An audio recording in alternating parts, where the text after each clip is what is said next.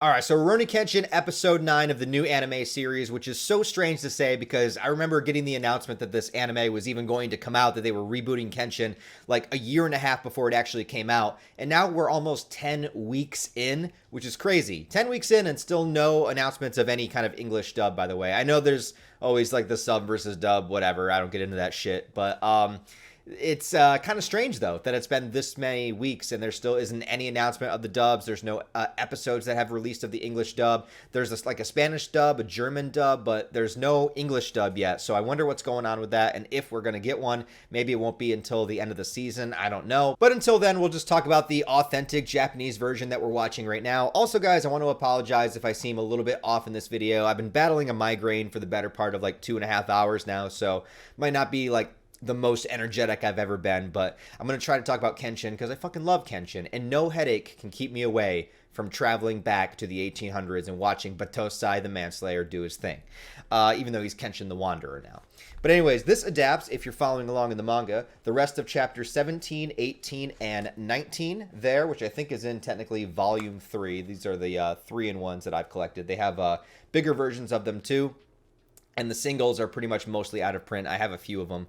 But this is probably like the version you're going to find if you're trying to actually collect the manga at this point in life. But I reskimmed through the manga like I often do. I haven't been rereading the manga alongside the anime because I feel like that would just take too much time.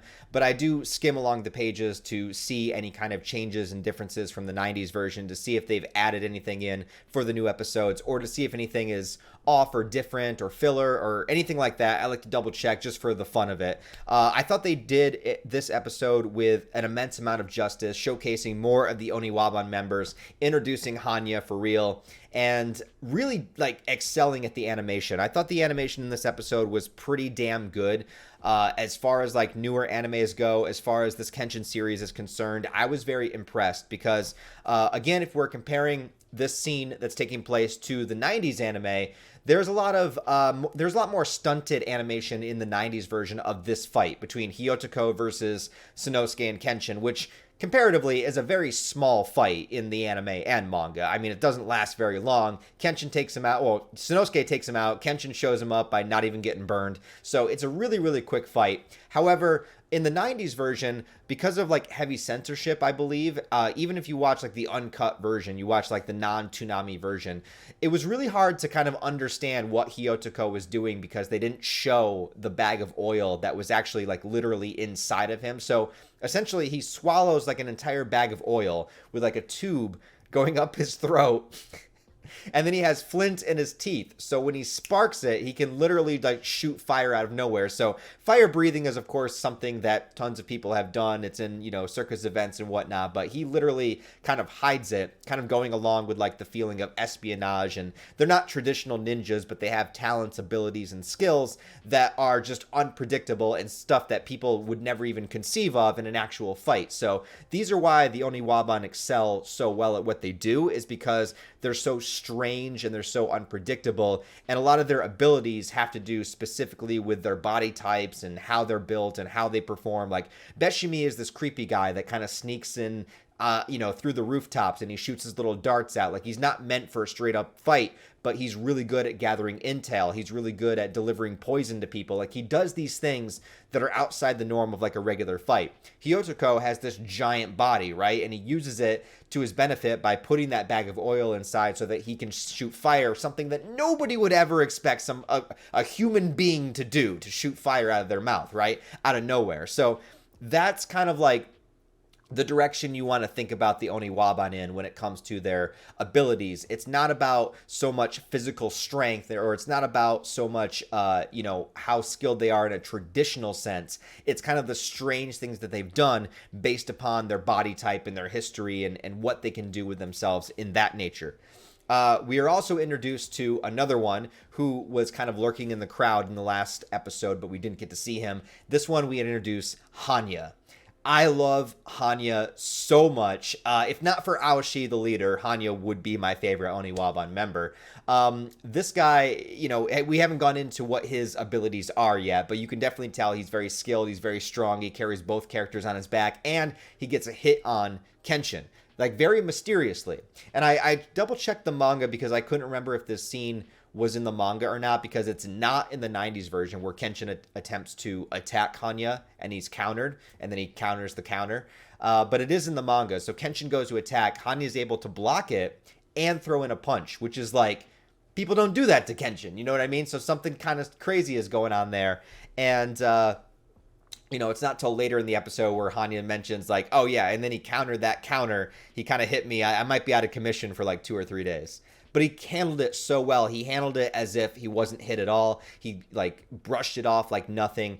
And he was able to kind of maintain that composure without even, acknowledging the fact that Kenshin even hit him. So very, very cool character. Obviously, he wears like a demon mask.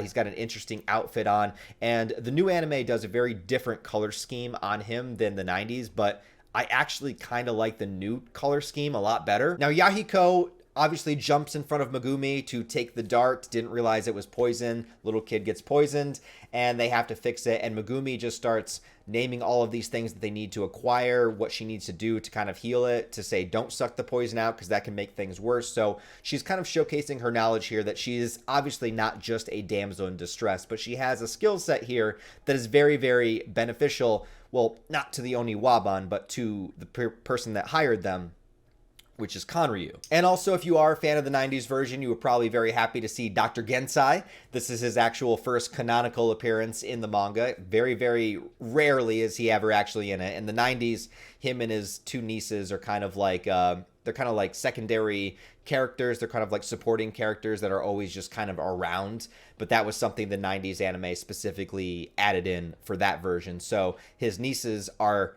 not in the manga, so I don't think that they will introduce them in the anime. It'd be cool if they did, just to kind of like give a little nod. They'd only have to be in like 1 episode, just Gensai mentioning, these are my nieces or whatever. But I don't think that we're going to see them if this is staying as manga accurate as it actually is. But it was cool to see him. And he gives kind of the breakdown on what he knows about this Megumi Takane. He knows that her parents were doctors that were getting all this medicine and knowledge from other countries and stuff like that. And again, it kind of goes into like the Japanese history a little bit, where Japan was opening its borders up and allowing more technology and information and stuff from other places, other parts of the world, more of the West. That's a big part of what the big war that Kenshin fought in was all about. It was like, some people were trying to keep Japan traditional and not do that. And then other people were like, we got to catch up with the rest of the world. We got to like figure out this technology. Like, we can't be so isolated. So, that all plays into the backstory and the history and, the government kind of stuff that's happening in the background too. But Megumi's parents were killed, and she was taken in by another doctor and, someone that was forced to create these little opium packets, right? So a little opium lab spreading drugs across the land. Drugs are bad. Don't do drugs. All right. Just don't do drugs. And when that original doctor was killed, Megumi was the only person around that knew how to create them at such capacity, as powerful as they were, and to kind of spread it around to allow Kanryu to become even richer than he already was, basically building a drug empire. Kanryu, I was going to say Kanryu is kind of like the Gus Fring of the Kenshin world, but I don't want to give him that much credit, because Gus is actually like really intelligent and Kanryu is a bit of a dipshit. So I don't want to say that. He basically kind of hides and cowers under his money. His money is his security blanket, and he can solve any problem he wants with money. Obviously, he can hire the doctors to do this. Obviously, he can hire the Oniwaban group to be his bodyguards and to get Megumi back. And at the end of the episode, which is really funny, not included in the manga, not included in the 90s, he goes and meets up with a bunch of characters that are speaking English. But it's obviously like Japanese voice actors speaking English, so it sounded very awkward, but it was pretty funny. He's going to acquire an item that he is going to believe will help him in his security and in his kind of efforts to control more and to be more powerful, to have more power. And it doesn't reveal what the item is in this episode, so I can't tell you. I don't want to spoil it, but it was funny to see the scene of him buying it, because I know what it is and it will be utilized not long from now.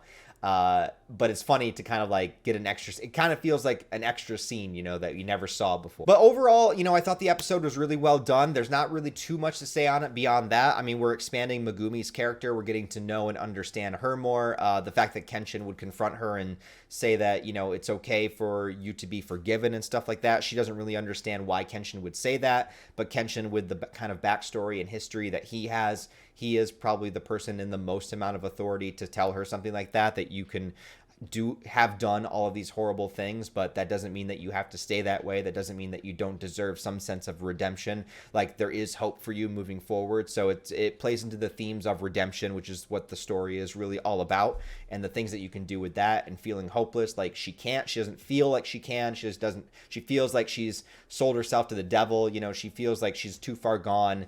Doesn't believe that she's worthy of redemption or worthy of friendship or anything by anybody, but Kenshin is the one telling her that she is.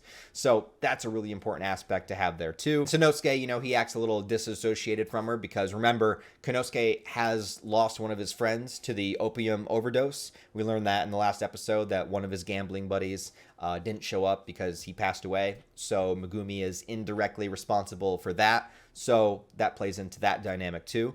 But yeah, overall, I thought the episode was really great. I mean, we're building more into the Oniwaban segment of the story. So we're getting our building blocks. We're introducing our characters. We're understanding more about them. And Aoshi learns, you know, that this is probably the Batosai. At the end of the episode where Hanya's talking to him, he's thinking, all right, this guy's really skilled. Red hair, cross-shaped scar. Where have I heard this before? It's like, I know who you are, right? So I'm excited to see where this goes moving forward, man. I really love this segment of the Wandering Swordsman arc. This is going to be episode 10 coming up. I think we're getting 24 episodes altogether. So I really do think we'll make it all the way through the Wandering Swordsman arc. And maybe the season finale will be like the very beginning of the Kyoto arc. But until then, thanks for watching, guys. I do appreciate it. Give the video a thumbs up and a comment if you like my review. Let me know what you think about Kenshin down below. Let me know if you're an old school Kenshin fan watching the new stuff, or if you're brand new to Kenshin and this is your first exposure. Let me know all your thoughts down below. As always, I'm going to try not to spoil these reviews when I talk about them, just in case you are a first-time Kenshin watcher. But I will give you some teases as to things to look forward to or what to be excited about moving forward. I'm telling you to be excited about Hanya and to be excited about Aoshi. That's what I'm telling you. Anyways, guys, thanks for watching. I'll talk to you next time.